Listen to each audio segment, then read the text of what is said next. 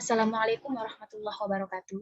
Saya Fadlatul Fitri dan Dio Alpinda Oktaviano dari kelompok 13 akan mempresentasikan materi yang berjudul Legislasi Hukum Islam di Indonesia. Adapun yang pertama ialah terkait teori pemberlakuan hukum Islam di Indonesia. 1.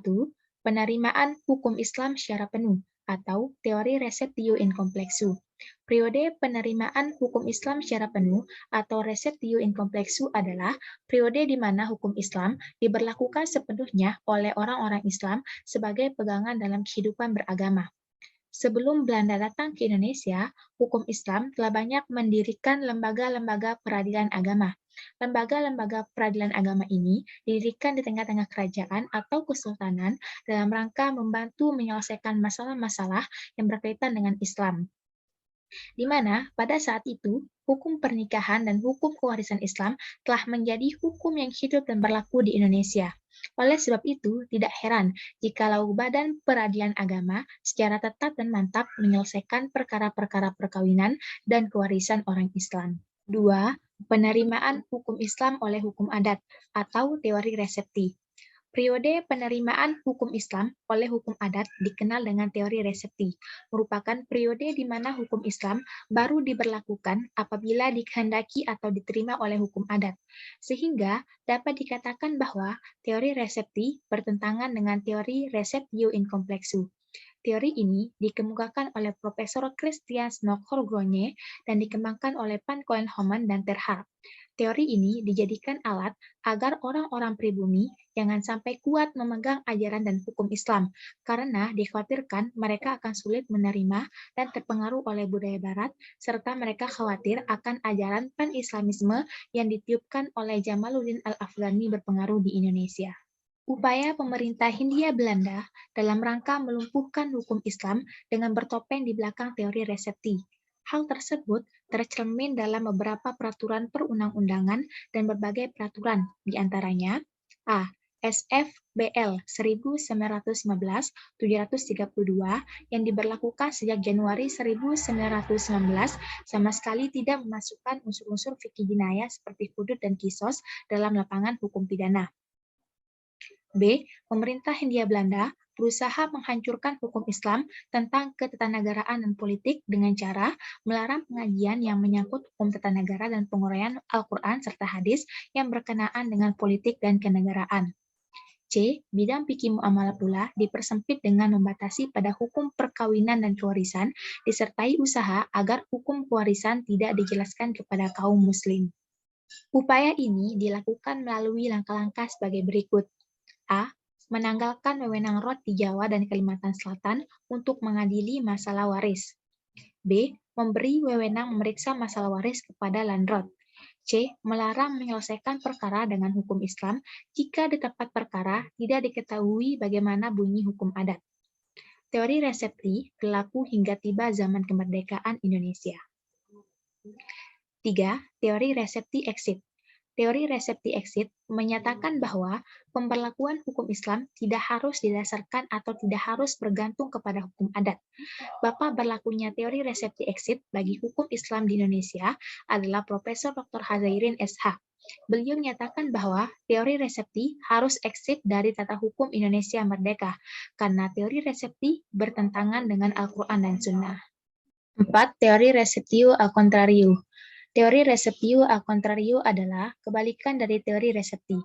Teori ini merupakan perkembangan dari teori resepti exit yang diperkenalkan oleh Hazairin, kemudian dikembangkan menjadi teori receptio al contrario oleh Sayuti Tholib. Teori receptio al contrario menyatakan bahwa hukum adat dapat berlaku bagi orang Islam jika hukum adat itu tidak bertentangan dengan agama Islam. Sayuti Tholib menyatakan bahwa dalam hukum perkawinan dan kewarisan bagi umat Islam, berlaku hukum Islam.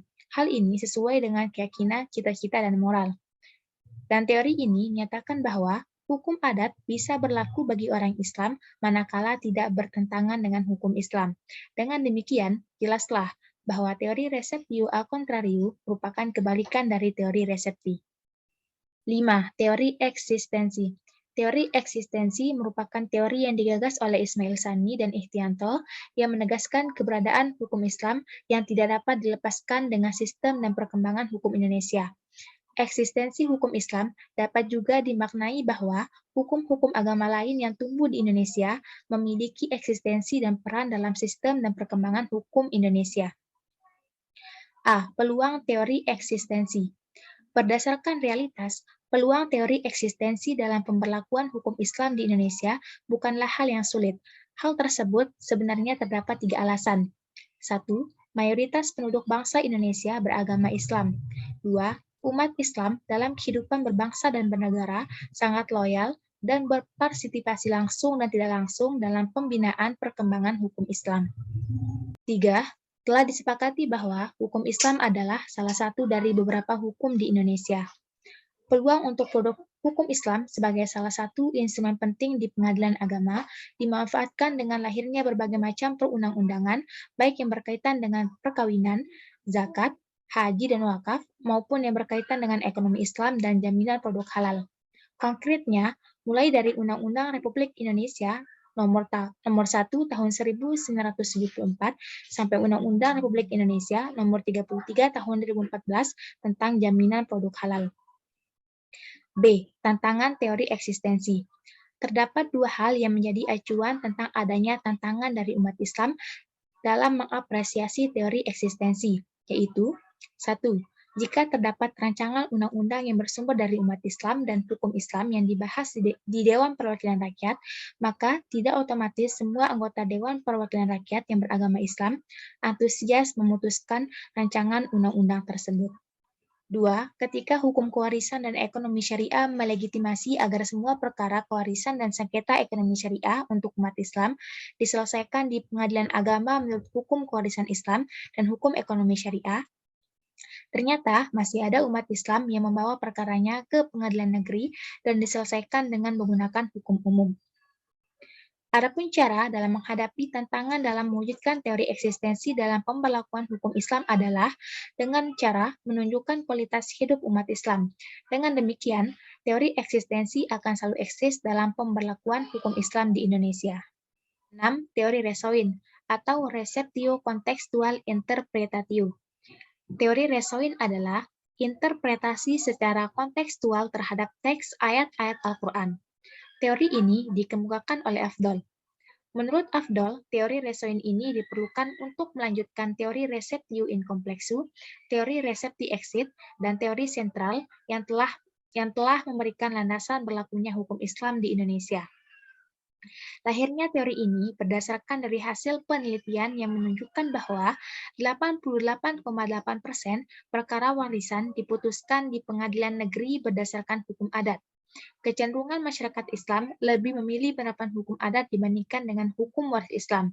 Oleh karena itu, hukum waris Islam dengan menerapkan penafsiran tekstual ternyata secara empiris dirasakan ketidakadilan.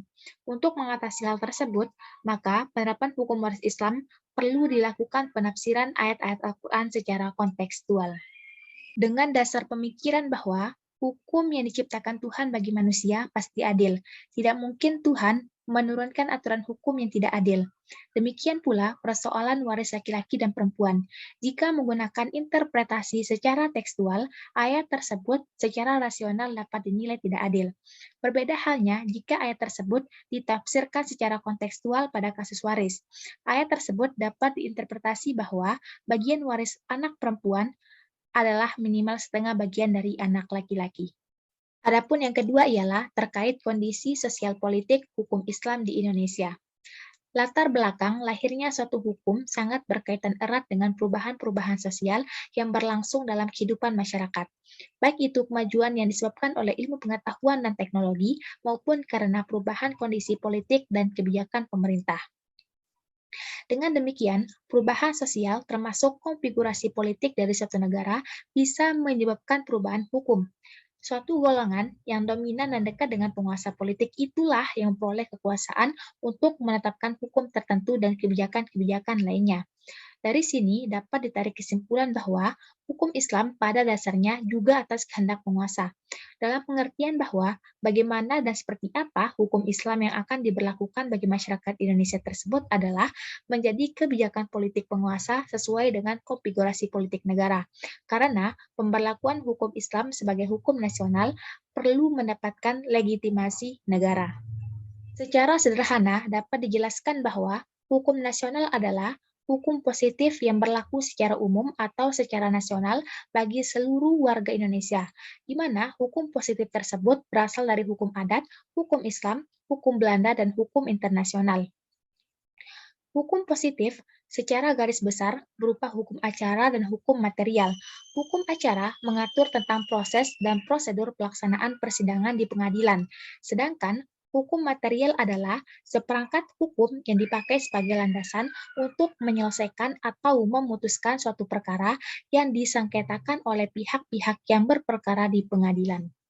Menurut Abel, dalam terminologi Marquis menyebutkan bahwa hukum selain berasal dari nilai-nilai etika sosial juga sangat dipengaruhi oleh kepentingan-kepentingan politik. Begitu juga dengan keberadaan hukum Islam di Indonesia. Masyarakat Muslim menghendaki diberlakukannya hukum Islam, terutama di bidang hukum keluarga. Namun, di sisi lain, pemerintah pada masa Orde Baru menghendaki unifikasi hukum. Dalam hal tersebut, bisa dilihat bahwa sebenarnya pemberlakuan dan penerapan hukum Islam tergantung kepada kehendak penguasa.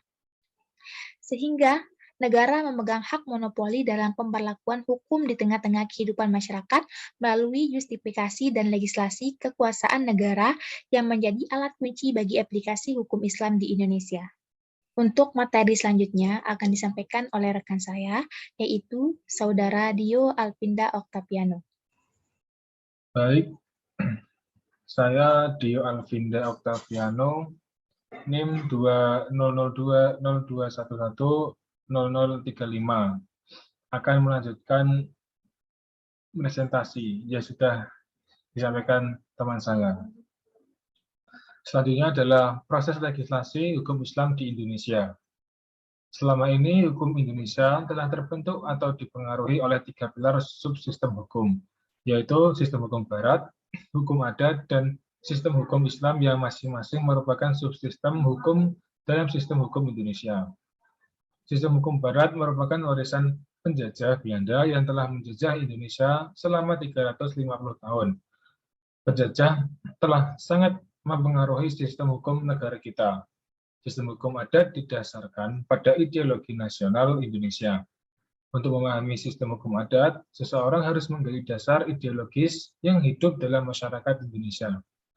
Kemudian ada sistem hukum Islam, yaitu sistem hukum yang bersumber dari Al-Quran, ditafsirkan oleh Nabi Muhammad SAW dalam hadis-hadis, dan dikonfirmasi oleh mujtahid dalam hadis-hadisnya.